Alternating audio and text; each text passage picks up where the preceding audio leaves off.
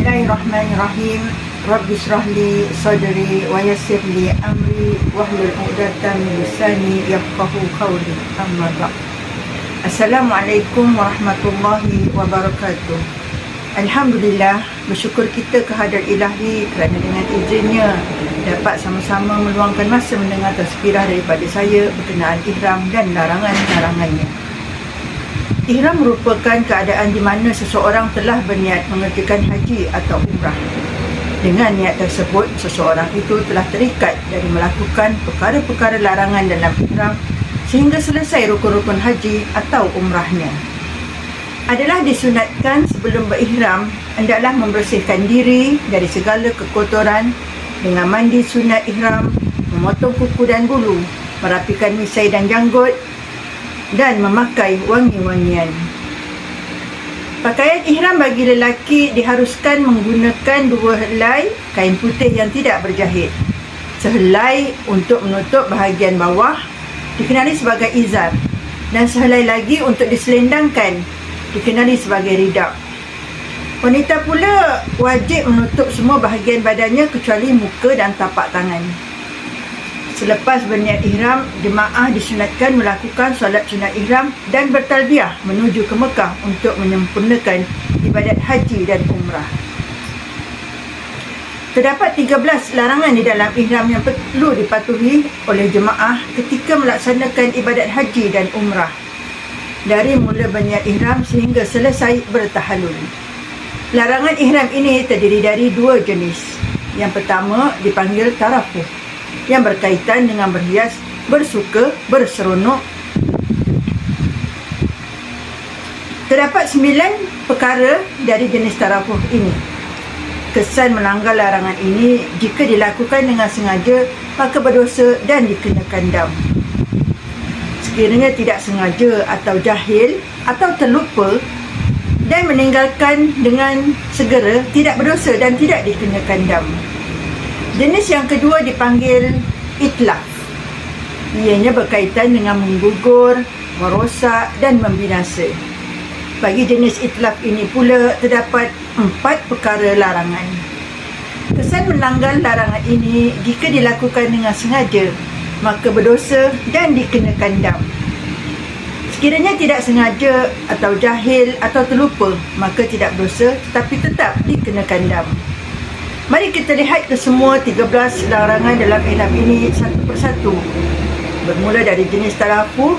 Yang pertama, larangan bagi lelaki memakai pakaian bersarung atau bercantum seperti baju, seluar, stokin dan kasut. Yang kedua, dilarang bagi lelaki menutup kepala sama ada dengan kopiah, topi, tuala dan sebagainya. Larangan yang ketiga adalah bagi wanita. Dilarang menutup muka atau sebahagian muka. Jadi bagi wanita yang memakai niqab perlu membukanya sewaktu di dalam ihram, kecuali bagi keadaan tertentu seperti ketika wabak Covid, diharuskan memakai pelitup muka. Seterusnya yang keempat, dilarang bagi lelaki dan wanita dari memakai sarung tangan. Untuk larangan ini masih dibolehkan melindungi tangan di sebalik tudung atau kain ihram. Keempat-empat perkara ini adalah daripada sudut pakaian. Larangan yang kelima, tidak dibenarkan memakai bau-bauan pada badan dan pakaian seperti minyak wangi dan tidak boleh menghidungnya ke dalam hidung. Larangan yang keenam, dilarang memakai minyak di kepala, misai, janggut atau mana-mana bulu pada tubuh badan kita.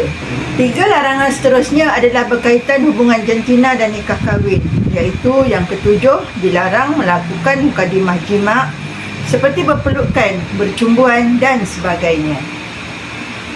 Yang ke-8 pula, dilarang melakukan persetubuhan atau berjima. Ia boleh menyebabkan ibadah haji atau umrah rosak. Yang ke-9, dilarang berkahwin, mengahwinkan dan menjadi wakil kahwin. Jika akad nikah dilakukan, maka akad tersebut tidak dikira sah. Seterusnya adalah larangan jenis itlaf. Yang ke-10, dilarang menanggalkan, menggunting atau mencabut rambut dan bulu dari badan dengan sengaja. Yang ke-11 adalah dilarang mengerat atau memotong kuku, walaupun dengan menggigit kuku tersebut. Dua perkara ini adalah dari sudut kecantikan, manakala dua terakhir adalah dari sudut alam sekitar, iaitu yang ke-12, dilarang memotong, menebang, mengerat, mencabut dan membinasakan pokok atau sebahagian dari pokok walaupun mencabut rumput. Dan akhir sekali, yang ke-13, dilarang memburu, menembak, menangkap, mengurung atau membinasakan binatang buruan yang halal dimakan. Demikianlah 13 perkara larangan di dalam ihram yang perlu kita ketahui. Makanya selepas berniat ihram, hendaklah kita sentiasa menjaga diri daripada melakukannya, kerana larangan-larangan ini mempunyai hikmah yang besar dalam mendidik kita agar berdisiplin dan peka di dalam ibadah. Ini adalah ujian keimanan dan kesabaran kita dalam melaksanakan tuntutan ibadah yang diwajibkan oleh Allah Subhanahu Wa Taala. Selain itu, hikmah di dalam pakaian ihram juga adalah tanda setiap manusia adalah sama, tidak kira bangsa, keturunan ataupun negara, dan semuanya setara, tidak kira pangkat dan harta. Sekian sahaja perkongsian dari saya, Hasanah Mansur, batch 13, Julai 2023. Wabillahi taufiq.